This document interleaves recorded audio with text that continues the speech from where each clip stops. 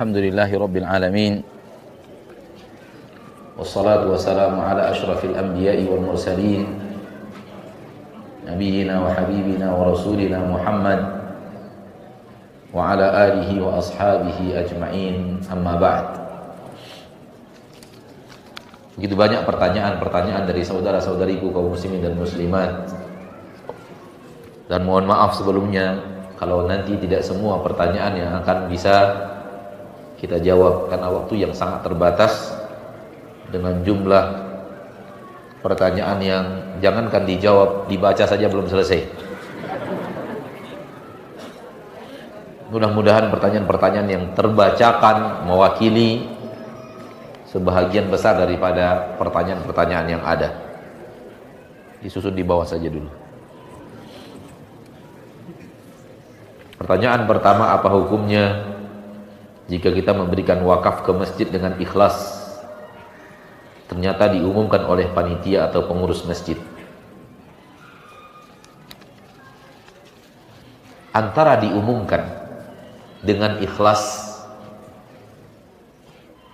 bukan suatu hal yang bertolak belakang. Bukan suatu hal yang bertolak belakang.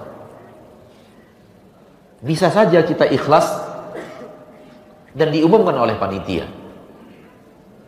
Bisa saja kita ikhlas dan tidak diumumkan oleh panitia atau pengurus. Bisa saja.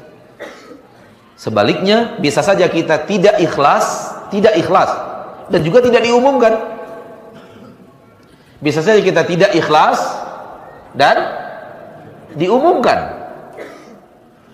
Kenapa? Diumumkan sesuatu yang terjadi di dunia, zahir. Sementara ikhlas sesuatu yang ada di dalam dada kita. Dia tidak bertolak belakang. Bukan berarti seluruh yang diumumkan itu artinya tidak ikhlas. Kajian kita sekarang ini, amalan kita yang nampak kok. Nampak kita hadir di pengajian, nampak kita mencatat, nampak kita duduk dan mendengar dengan seksama, dengan serius. Apakah kalau dia nampak oleh manusia itu artinya tidak ikhlas?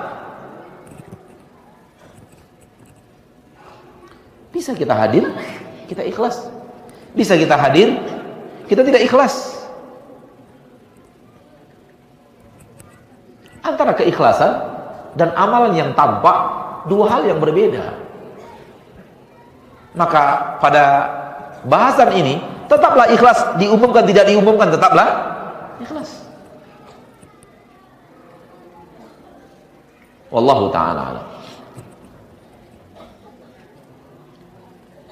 Di saat kita melaksanakan sholat, di saat itu pula kita mengingat urusan dunia, apakah itu maksiat dalam beribadah? Bukan maksiat, namun sholat yang tidak khusyuk. Bukan maksiat, namun sholat yang kita kehilangan hati di dalam sholat. Kita ada, jasad kita ruku dan sujud, tapi hati kita tidak ada di dalam sholat. Hati kita sedang ngurus dunia. Entah apa yang kita urus, manusia beraneka ragam. Ada yang mengurus bisnis, ada yang mengurus kebun, ada yang mengurus anak, ada yang mengurus suami, mengurus istri, ada yang mengurus rumah. Beraneka ragam. Ada yang mengurus pelajaran, ada yang mengurus hukuman, ada yang mengurus peraturan. Dan pahala sholat kita akan kita terima sejumlah kehadiran hati kita di dalam sholat. Berapa hati itu yang hadir di dalam sholat? Dari 100% sholat yang ada, berapa hati kita yang hadir di dalam sholat itu? Ketika yang hadirnya 10%, berarti pahala sholat kita hanya 10%. Ketika yang hati yang hadir hanya 5%, maka berarti hanya 5% pahala sholat kita. Kalau hati itu hadir ternyata 70%, 30% yang hilang-hilang, maka pahala sholat kita berapa? 70%. Wallahu ta'ala alam. Baru dia berbuat maksiat di dalam ibadah sholat kalau yang dia pikirkan ketika sholat maksiatnya itu. Dia justru di dalam sholat memikirkan maksiat, bukan memikirkan dunia, memikirkan maksiat yang dia kerjakan.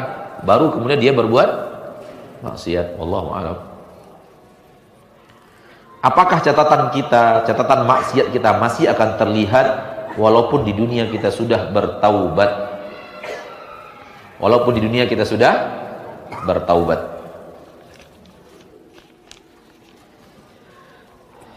Tadi di dalam ayat surat Al-Kahfi sudah kita baca. Di situ sudah ada jawaban. Allah berfirman, "Wa wajadu ma 'amilu hadira." Dan mereka menemukan seluruh yang mereka kerjakan hadir atau ada di dalam catatan itu. Ketika Allah mengatakan seluruh yang mereka kerjakan ada dalam catatan itu artinya walaupun perbuatan maksiat itu kita sudah taubat, tetap ada catatannya di dalam catatan kita. Namun Allah tahu kita sudah bertaubat. Namun Allah Subhanahu wa taala tahu kalau kita benar-benar bertaubat dengan taubatan nasuha. Yang dihilangkan dari maksiat kita, yang kita telah bertaubat dengan taubatan nasuha adalah dosanya, bukan catatannya. Bukan apa? Catatannya. Adapun catatannya, maka seperti ayat yang insya Allah semua kita hafal. Faman ya'mal mithqala dzarratin khairan yarah wa man ya'mal mithqala dzarratin syarran yarah.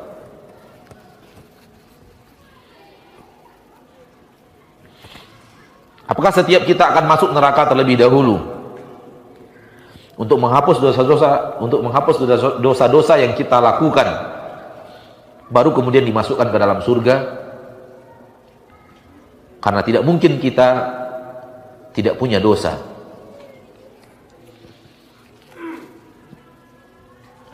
Disinilah keadaan hisab. Di saat dihisab oleh Allah Tabaraka wa Ta'ala, dan hisab itu adalah masing-masing kita menghadap Allah. Masing-masing kita apa? Menghadap Allah satu persatu dan berbicara langsung dengan Allah satu persatu, tak pakai penterjemah. Allah berbicara kepada kita dan kita dengarkan, dan kita berbicara langsung kepada Allah Tabaraka wa Ta'ala ketika ditanya. Itu dia hisab. Ma minkum min ahadin illa sayukallimuhu rabbuh laisa bainahu wa bainahu turjuman. Itu yang dikatakan oleh Nabi kita tercinta SAW. Tak seorang pun dari kalian, melainkan semua kalian akan berbicara langsung kepada Allah, dan Allah akan berbicara langsung kepadanya. Tak ada antara Allah dan dirinya penterjemah. Ini dia yaumul hisab. Satu persatu disuruh maju dan ditanya oleh Allah. Setelah ditanya, di sana ditentukan diampuni atau tidak. Kalau yang diampuni berarti tidak ke neraka, langsung ke surga biiznillah dengan izin Allah Subhanahu wa Ta'ala. Namun yang tidak diampuni dari orang-orang Islam, dari orang-orang yang masih beragama Islam, dari orang-orang yang masih syahadat la ilaha illallah Muhammad Rasulullah, yang tidak hancur dengan perbuatan syirik, dengan perbuatan kufur, hanya adalah maksiat, tidak ada kesyirikan, tidak ada kekafiran, maka ke neraka dulu kalau tidak mendapatkan pengampunan Allah, kemudian setelah itu baru diangkat ke surga. Maka jawabannya adalah kalau dosa kita itu tidak diampuni, ke neraka sebelum ke surga. Kalau dosa kita diampuni, ketika itu Allah Tabaraka wa Ta'ala tidak memasukkan kita ke dalam neraka. Karena orang yang penghuni surga terbagi dua. Ada yang penghuni surga tanpa singgah di neraka, itu yang kita harapkan. Ada yang penghuni surga namun sebelumnya dia singgah dulu di neraka.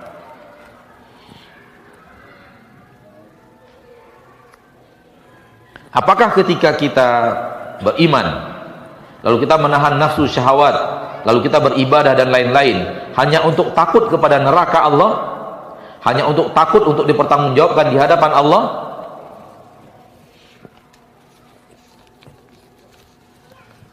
Ada tiga. Takut untuk dihisab, takut untuk masuk neraka, dan yang lebih utama takut kepada Allah. Takut kepada Allah. Dan ketiga-tiganya sesuatu yang tak bisa dipisahkan.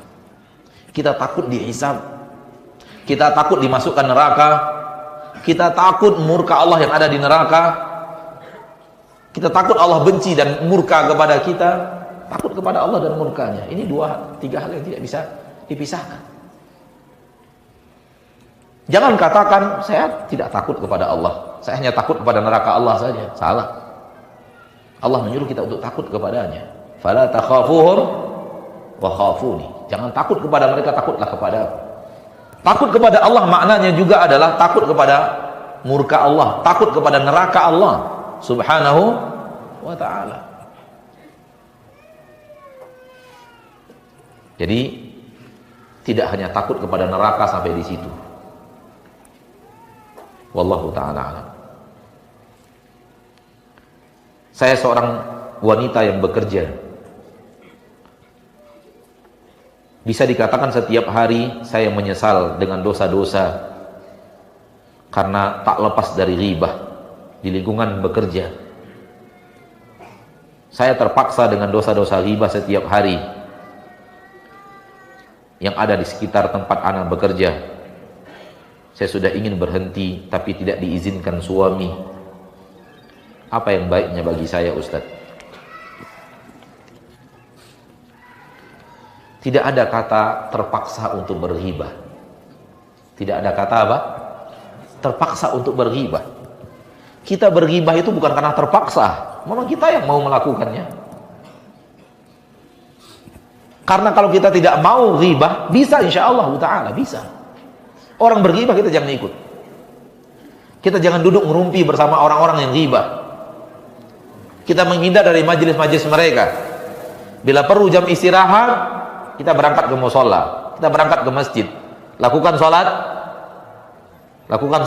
sunat, lakukan baca Al-Quran. Tapi kalau mau berhenti agar lebih terpelihara, bagus juga, karena memang wanita benteng terkuatnya adalah rumahnya. Benteng terkuat wanita dalam keimanan adalah rumahnya. Oleh karena itu ketika wanita sudah keluar rumah, sering terjadi terjerumus ke dalam perbuatan maksiat dengan sengaja atau ikut malu kepada orang, akhirnya ikut. Oleh karena itu kalau dia di rumahnya, sering sekali wanita itu gampang untuk menjadi orang saleh, wanita salihah, kalau seandainya dia bertahan dengan benteng terkuatnya, yaitu rumahnya. Oleh karena itu Allah berfirman dalam Al-Quran, wa qarna fi buyutikunna, wahai kaum wanita, berdiam diri di rumah lah wahai kaum wanita. Ini sekaligus kalau ada suami yang bertanya di majlis ini, izinkanlah istri Anda untuk menjadi wanita salihah di benteng terkuatnya. Wallahu ta'ala alam.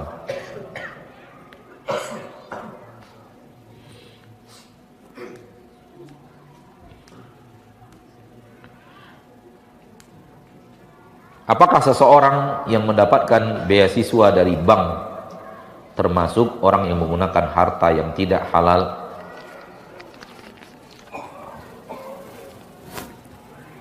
Insya Allah halal kalau banknya tidak ada transaksi riba.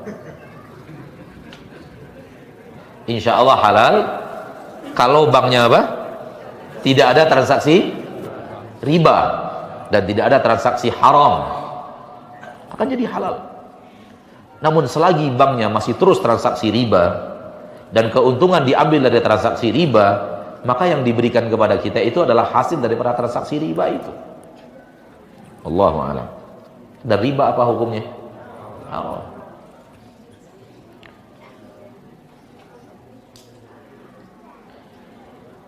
Kalau sedang menghadiri acara barale, pesta ya, mengantarkan pengantin pria ke rumah pengantin wanita.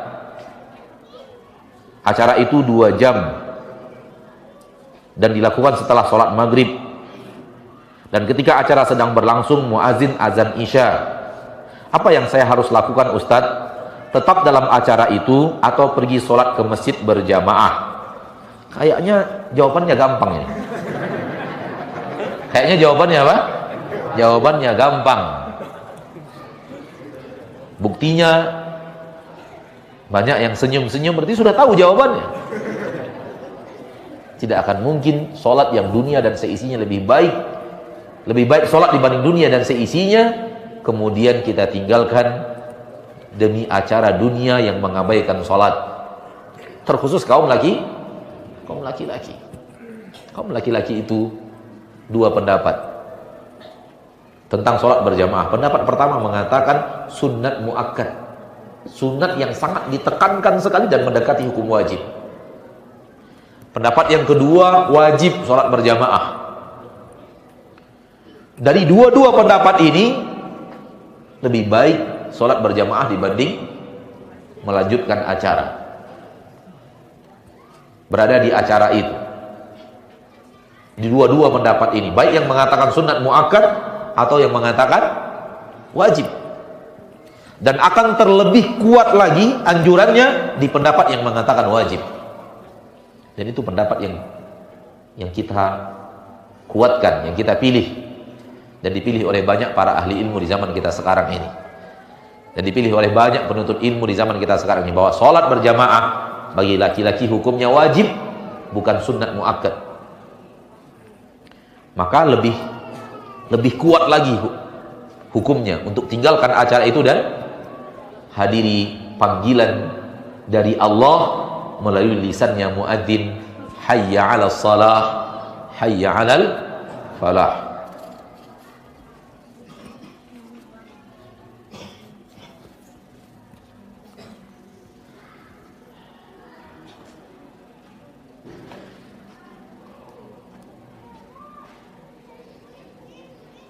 Apakah manusia,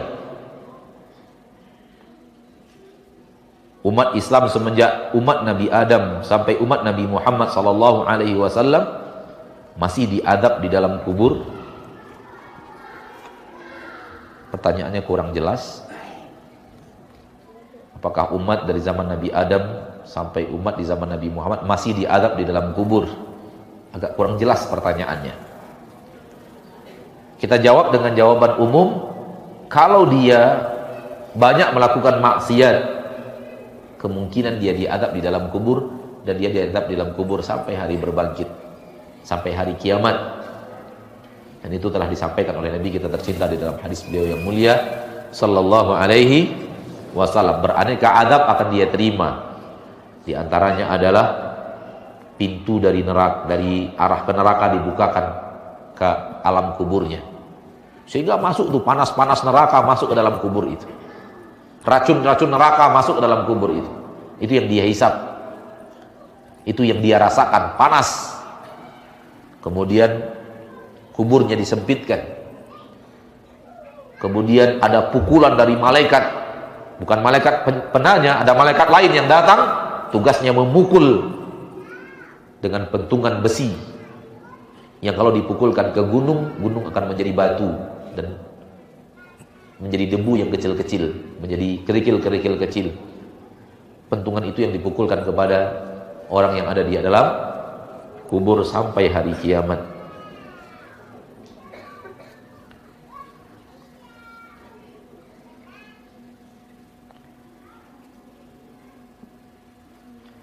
Bertemu dengan Allah di akhirat, apakah bisa kita melihat wajah Allah di akhirat? Ini nikmat yang paling besar di surga Allah. Oleh karena itu, maksud di akhirat di sini bukanlah di akhirat untuk semua yang hadir di akhirat, namun khusus untuk orang-orang yang sudah sampai di dalam surga. Di dalam hadis-hadis yang sahih disebutkan bahwa 2 kali sehari, pagi dan petang, ahli surga akan berkumpul untuk melihat langsung kepada Rabb mereka.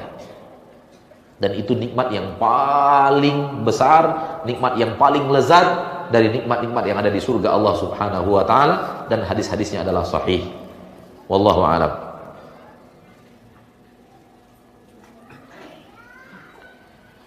Apakah nanti di akhirat ukuran tubuh kita akan menjadi besar? Kata Nabi SAW, kalian akan dibangkitkan sebesar ayah kalian Adam. Kalian akan dibangkitkan sebesar ayah kalian Adam. Dan ukuran Nabi Adam adalah 60 hasta. Hasta itu ini dia. Dari ujung jari sampai siku ini hasta. Kali 60. Wallahu a'lam.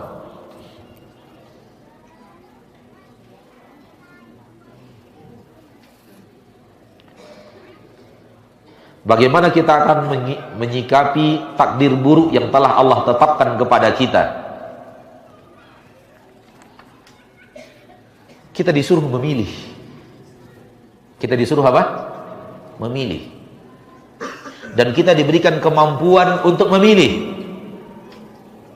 Bukankah Allah telah berfirman di dalam Al-Quran, "Faman syaa'a minkum ayyastaqim." Siapa yang mau silahkan pilih jalan istiqamah. Siapa yang mau? Yang tidak mau silahkan. Bukankah Allah telah berfirman, "Wa ma tasyauna illa ayyasha Allahu rabbul alamin." Apapun yang kalian inginkan, maka yang akan terjadi adalah sesuai dengan apa yang Allah inginkan. Menunjukkan bahwa manusia punya keinginan. Bukankah Allah telah berfirman, "Faman syaa'a falyu'min wa man syaa'a falyakfur." Barang siapa yang mau beriman silakan beriman, barang siapa yang mau kufur silakan kufur. Bukankah Allah telah berfirman, "Inna hadainahu sabila imma syakira wa imma kafura."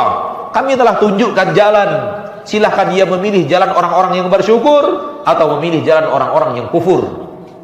Menunjukkan bahwa kita diberikan oleh Allah kemampuan untuk memilih. Maka pilihlah yang baik-baik.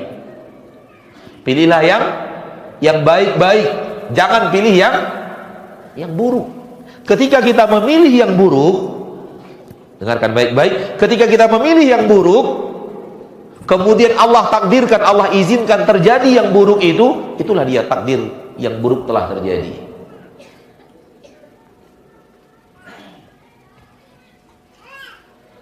Itu dia takdir yang buruk telah terjadi. Yang anak ingin sampaikan, takdir yang buruk yang kita lakukan daripada perbuatan maksiat, jangan fahami itu adalah paksaan dari Allah, harus kita lakukan walaupun kita tidak mau. Jangan fahami seperti itu.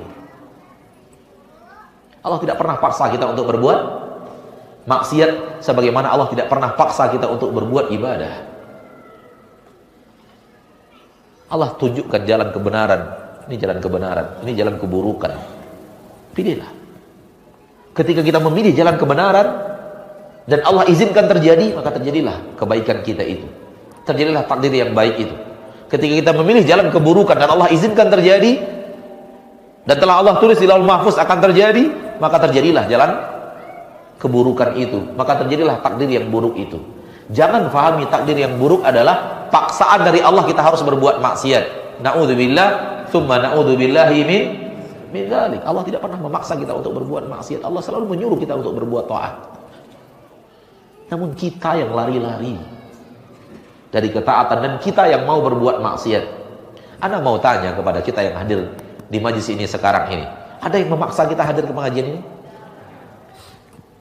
Adakah kita yang sebenarnya tidak mau datang ke masjid ini? Nggak mau datang, tapi entah apa-apa aja badan ini, kakinya bergerak saja ke masjid ini. Ada? Ada nggak? Hal yang sama terjadi kepada perbuatan maksiat. Allah tidak pernah paksa kita berbuat ibadah. Kita tidak mau, tapi Allah paksa harus terjadi. Sebagaimana Allah tidak pernah paksa kita berbuat maksiat, kita tidak mau, tapi harus terjadi. Namun yang paling sering ditanyakan orang adalah masalah maksiatnya. Ibadah nggak pernah ditanyakan orang. Allah sudah takdirkan saya berbuat maksiat, bagaimana cara menghindarinya? Tahukah Anda bahwa takdir itu adalah berawal dari pilihan Anda? Maksudnya Anda memilih untuk berbuat maksiat. Kita memilih perbuatan maksiat, dan perbuatan maksiat itu diinginkan Allah untuk terjadi, maka terjadilah. Oleh karena itu ketika Allah mengadab hambanya karena maksiatnya, Allah tidak salah, Allah tidak zalim. Karena Allah berbuat karena perbuatan kita. Allah mengazab hamba-hambanya karena perbuatan hamba-hamba itu. Wa ma zalamnahum, kami tidak menzalimi mereka, walakin kanu anfusahum yazlimun. Kalau ini adalah minuman, kita andai-andai saja minuman keras. Minuman keras halal atau haram? Hanya satu minuman keras yang halal, es batu. Kalau ini minuman keras, sengaja saya letak sebelah kiri, karena kiri lambang kesalahan. Ini minuman kanan. Ini berandai-andai saja. Ini haram. Ini halal. Pernahkah kita, tangan kita dipaksa oleh Allah, kita mau ke arah yang halal, tapi Allah paksa kita, maunya ke kiri aja gitu? Pernah? Pernah nggak? Ada. Hal yang sama sebaliknya, kita sebenarnya mau yang kiri ini, mau jalan yang kiri, mau ngambil yang kiri, tapi nggak bisa karena Allah sudah takdirkan sehingga Allah paksa gitu. Nggak mau dia ke sini dibelokkan, beloknya ke sini gitu. Nah, ketika kita mau ini, kita mau memang mau meminumnya. Ketika mau ini, kita memang mau apa? Meminumnya. Namun tak mungkin kita bisa minum kalau Allah tidak berkehendak kita minum. Tak mungkin kita bisa minum yang halal atau yang haram kecuali Allah berkehendak itu terjadi. Tanpa Allah menginginkan terjadi, bagaimanapun kita ingin minum nggak bisa minum. Ini dia hal yang harus kita pahami. Namun jauh sebelum kita memilih, Allah sudah tahu apa yang akan kita pilih, dan Allah sudah catatkan dalam catatan takdirnya. Dan kita tidak akan melakukan pekerjaan apapun melainkan Allah sudah tahu dan sudah Allah tuliskan. Akan tetapi ketika kejadian yang ada pada diri kita itu berawal dari pilihan kita, wa ma tasyauna illa ayyasha Allahu rabbul alamin. Bagaimana cara menghindarinya supaya catatan takdirnya tidak banyak yang jahat? Maka pilihlah yang baik-baik dan minta kepada Allah agar Allah menguatkan kaki kita di atas yang baik itu. Tinggalkan yang jahat-jahat dan minta kepada Allah agar Allah menguatkan hati kita untuk meninggalkan yang jahat tersebut. Wallahu a'lam bishawab.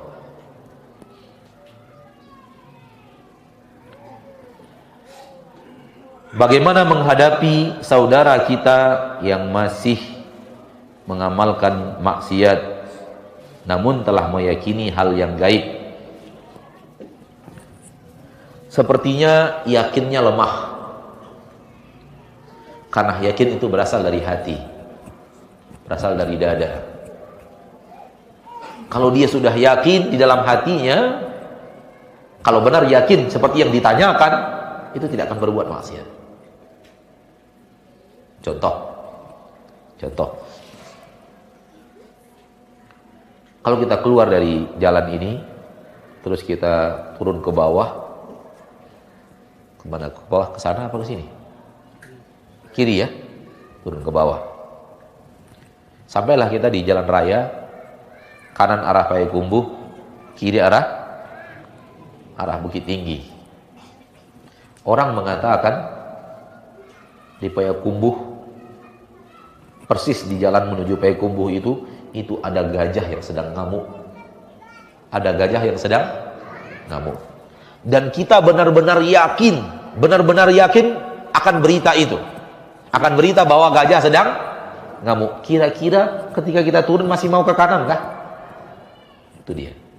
Itu dia yakin. Yakin kalau sudah benar-benar hadir, orang tidak akan berbuat maksiat. Ketika dia berbuat maksiat, keyakinannya melemah, atau ketika itu dia sedang tidak ingat, sedang hilang keyakinannya, sedang hilang ingatannya tentang apa yang dia yakini, atau memang dia hanya sekedar tahu tapi tidak terlalu yakin dalam hatinya. Kalau keyakinan hadir, akan seperti itu. Wallahu a'lam.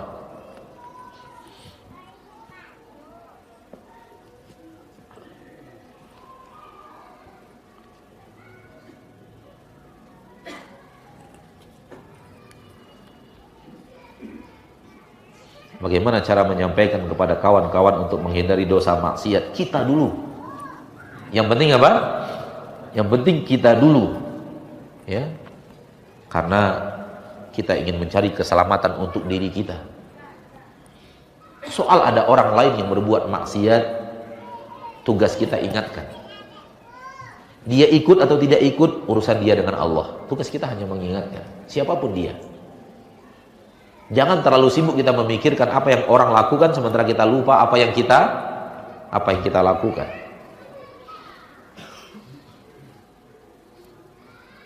Apa hukumnya memakai gigi palsu? Boleh. Boleh memakai gigi palsu. Tidak ada larangannya dalam agama kita untuk memakai gigi palsu. Dan di zaman Nabi kita tercinta sallallahu alaihi wasallam orang sudah memakai gigi palsu. Bukan hanya zaman kita sekarang saja. Gigi palsu sudah dipakai dari zaman Nabi Muhammad sallallahu alaihi wasallam.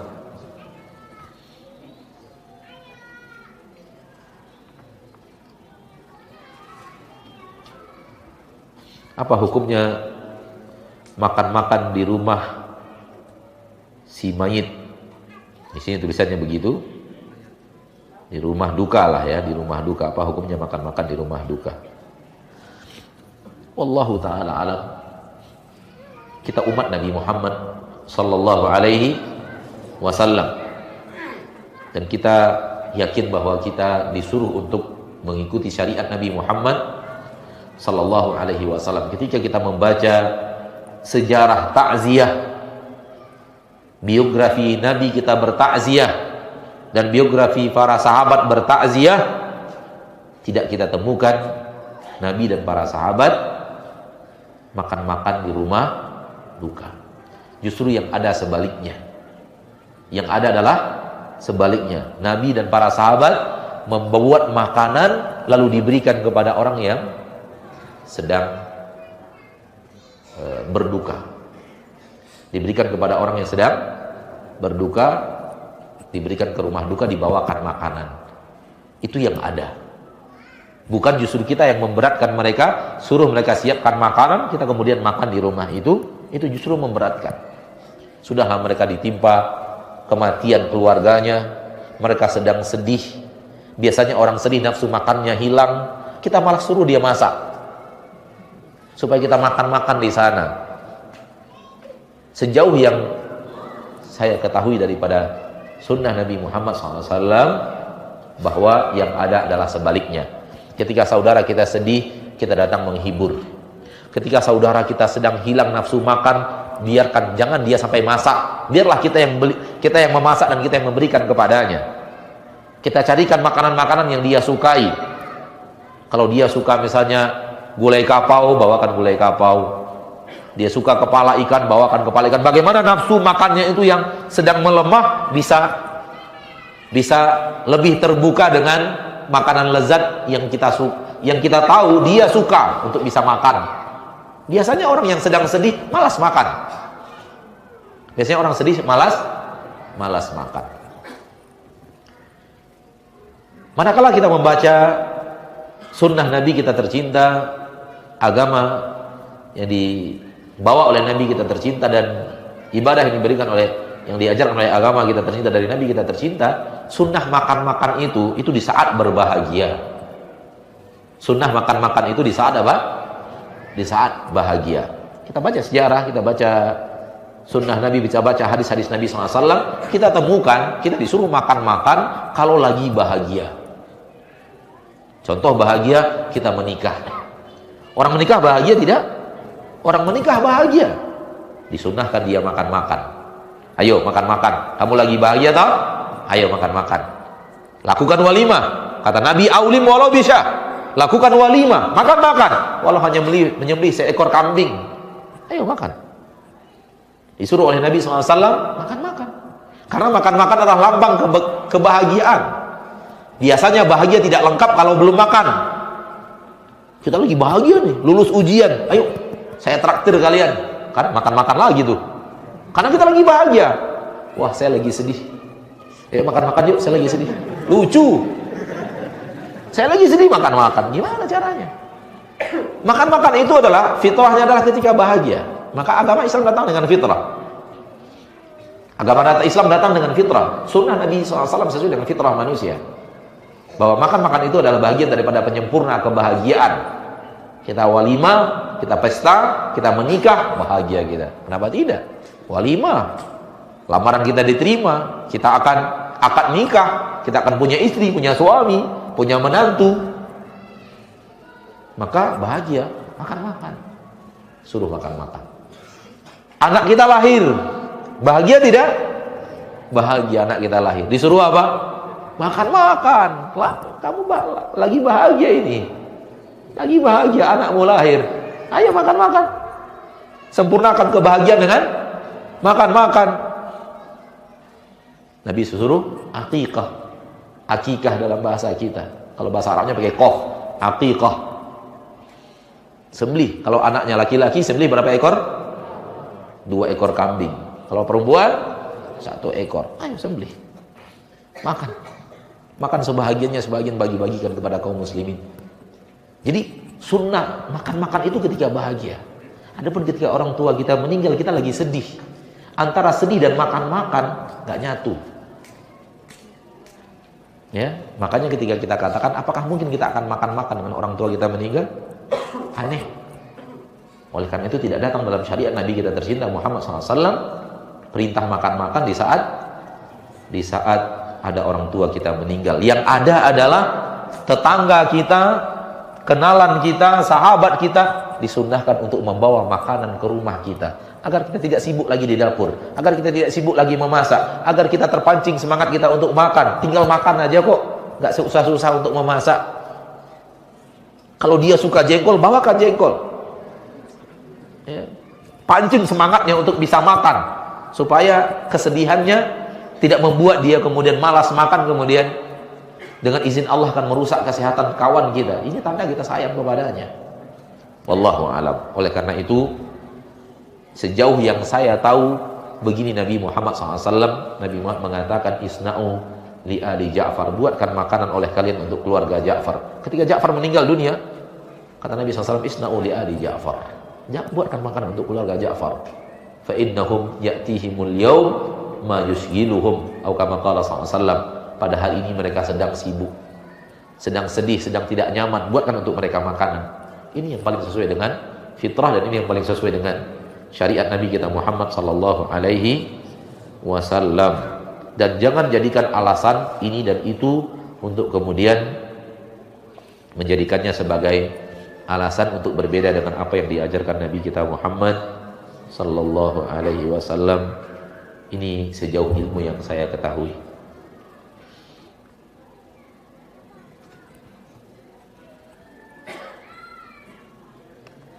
Bagaimanakah cara membuat hati istiqomah di jalan Allah? Ini pertanyaan kita yang terakhir mungkin pada kesempatan yang berbahagia ini. Banyak juga yang bisa kita jawab. Bagaimana membuat hati bisa istiqomah di jalan Allah? Kalau istiqomah yang dimaksud adalah kita taubat dari dosa dan maksiat, pindah kepada ibadah dan taat, terus taat terus, ibadah terus, taat terus, taat terus, taat terus sampai meninggal dunia, tidak pernah lagi berbuat maksiat sampai meninggal dunia. Entah 20 tahun lagi, 30 tahun lagi, 60 tahun lagi, tidak pernah lagi berbuat maksiat. Caranya kalau ingin seperti ini, jadi malaikat dulu. Caranya adalah jadi malaikat, karena hanya malaikat yang bisa seperti ini. Malaikat yang bisa hidupnya ibadah dan tidak pernah lagi melakukan maksiat. Namun selagi kita masih manusia, maka yang hidup itu akan terjadi ibadah, dan sewaktu-waktu kita akan terjerumus ke dalam maksiat. Itu sudah sunnatullah terhadap manusia, bahwa tidak ada manusia yang tidak terjerumus ke dalam dosa, tidak ada manusia yang tidak terjerumus ke dalam maksiat. Akan tetapi orang yang rajin taubat, orang yang rajin untuk membenahi dirinya, perbuatan maksiatnya minim, sedikit, dibanding orang yang tidak rajin taubat, orang yang tidak rajin mengurus ketaatan, orang yang tidak rajin istiqomah untuk selalu berjalan, berusaha di atas jalan ibadah dan berusaha menjauhi maksiat. Berbeda jumlah, frekuensi, berbeda kualitas dan kuantitas daripada perbuatan maksiat. Orang soleh bukan berarti tidak pernah berbuat maksiat, akan tapi maksiat mereka sedikit dibanding amal ibadahnya, dan itu yang harus kita usahakan. Jadi kalau istiqomah maksudnya adalah ibadah terus selama-lamanya, itu tidak akan pernah ada di dalam kehidupan kita manusia, kecuali para nabi dan para rasul. Namun kalau maksudnya adalah semakin rajin beribadah, semakin jauh daripada maksiat, ini sesuatu yang bisa kita usahakan, dan kita berdoa kepada Allah untuk selalu berdoa kepada Allah untuk Allah berikan kepada kita taufik dan hidayah untuk bisa melakukan itu.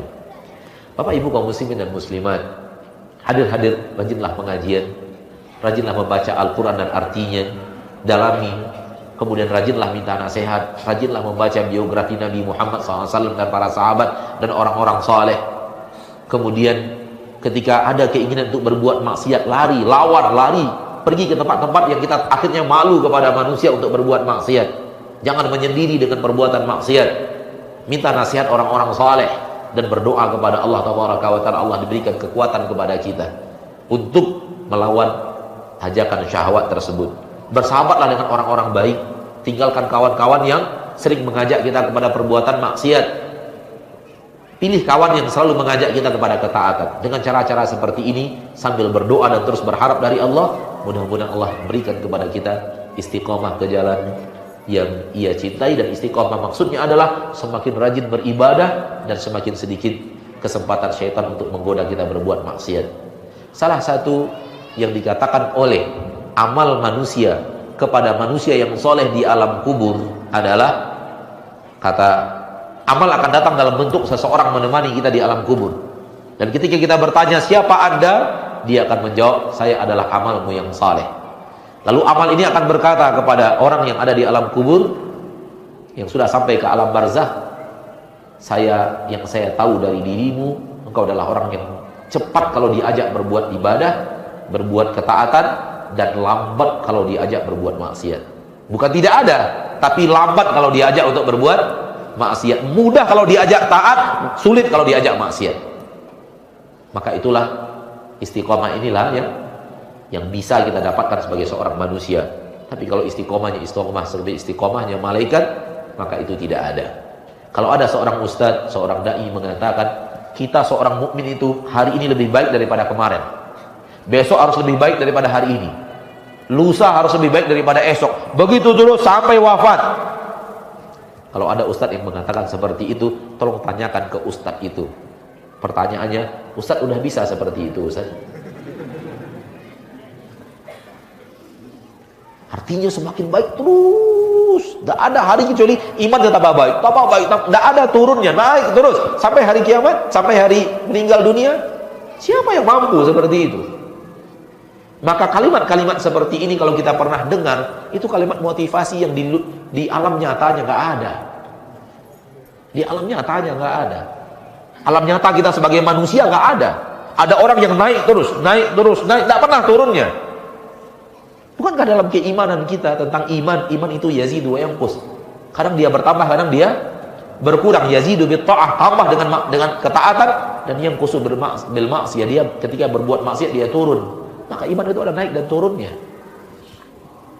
Maka kalau ada orang yang mengajak tambah terus lebih baik sampai meninggal dunia, itu hanya buah kajian. Ya, kalau dalam bahasa kita orang Minang, bungo lawang itu zaman dulu. Nggak ada dalam dunia nyata yang seperti itu. Maka tanyakan ke ustadznya, ustadz sudah bisa begitu ustadz? Kalau ditanyakan ke saya belum bisa. Dan Allahu a'lam apakah bisa atau ada orang yang bisa atau tidak. Ini perbuatan bukan sifat manusia. Terus naik sampai meninggal dunia, istiqomah seperti sampai meninggal dunia, siapa yang mampu? Di tengah jebakan maksiat yang begitu banyak di zaman kita sekarang ini. Yang ada adalah frekuensi ibadah kita lebih panjang, lebih banyak dibanding jumlah maksiat.